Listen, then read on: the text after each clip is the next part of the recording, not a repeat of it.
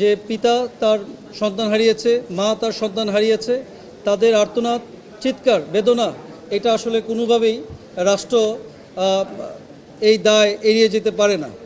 এই ন্যাশনাল ডিজাস্টারটা হঠাৎ করে আসেনি। আপনারা ইতিমধ্যেই জানেন, ওয়ার্ল্ড হেলথ অর্গানাইজেশন, পাশাপাশি ইউনিসেফ, তখন তৎকালীন সরকার যিনি ছিলেন ইন্টারিম গভর্নমেন্টের ইউনিসেফ, তাকে অ্যালার্ট করা হয়েছিল, বলা হয়েছিল যে আপনি এই প্রক্রিউটমেন্টটা ডিলে করেন না, কন্টিনিউশন ধারাবাহিকতা এটা অব্যাহত থাকুক, ভ্যাকসিনেশন প্রোগ্রামগুলো অব্যাহত থাকুক।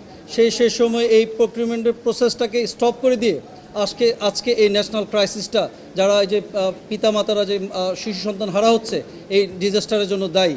আজকে আপনারা জানেন যে গতকালকে সুপ্রিম কোর্টের আইনজীবী সহকারী সমিতির একজন নিয়মিত সদস্য আমাদের শাকিল তার শিশু সন্তানকে হারিয়েছে হামের কারণে। সে বিশ্বাস করে সেই সময় যদি সরকার সঠিক সময়ে, তৎকালীন ইন্টারিম গভর্নমেন্ট সঠিক সময়ে যদি এই ভ্যাকসিনেশন প্রোগ্রামটা কন্টিনিউশন করতো, চালু রাখতো, অব্যাহত থাকতো, তাহলে তার শিশু সন্তান হামের প্রাদুর্ভাবের কারণে আক্রান্ত হয়ে মারা যেত না, তার শিশু সন্তান আজকে বেঁচে থাকতো। সেই এই বিশ্বাস থেকে, এই কষ্ট থেকে আজকে গতকালকে আমাদের হাইকোর্টে আমাদের মাধ্যমে এক বিচারের প্রত্যাশা নিয়ে এসেছে। সে তার বিশ্বাস এই যে গভর্নমেন্টের সেই সময় গভর্নমেন্টের যে নেগলিজেন্স, এই নেগলিজেন্সটার কারণে তার সন্তান মারা গেছে।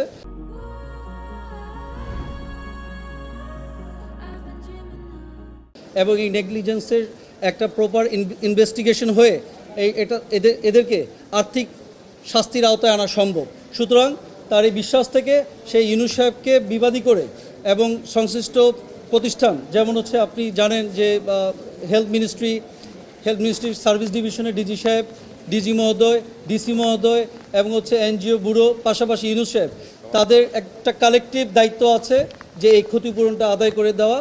এবং সরকারের যে কনসার্ন অথরিটির কথা আমি বললাম, তারা থার্ড পার্টি অর্থাৎ ইউনিসেফ থেকে তার যে নেগলিজেন্সের কারণে এই হতাহতের ঘটনা ঘটছে, আজ পর্যন্ত মারা যাচ্ছে। আপনারা দেখবেন যে টিভির স্ক্রোলে দেখা যাচ্ছে যে হামে এতজন শিশু মারা যাচ্ছে, এই যে নেগলিজেন্স, এই নেগলিজেন্সের পানিশমেন্টের বাইরে এইভাবে চলতে যাবে না।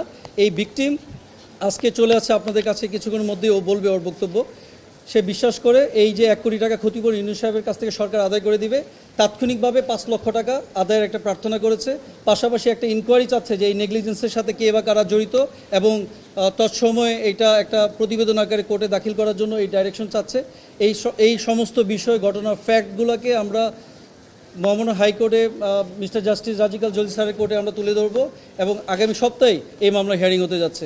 ভুক্তভোগী আপনাদের সামনে কিছু বলবে, যিনি এই রিট পিটিশনটা দায়ের করেছে। যারা এই ভ্যাকসিনেশন প্রোগ্রামের সাথে জড়িত ছিল, কনসার্ন অথরিটি ছিল ইউনিসেফ নিজেই বলছে যে interim government, UNICEF is himself is liable to delay the procurement process.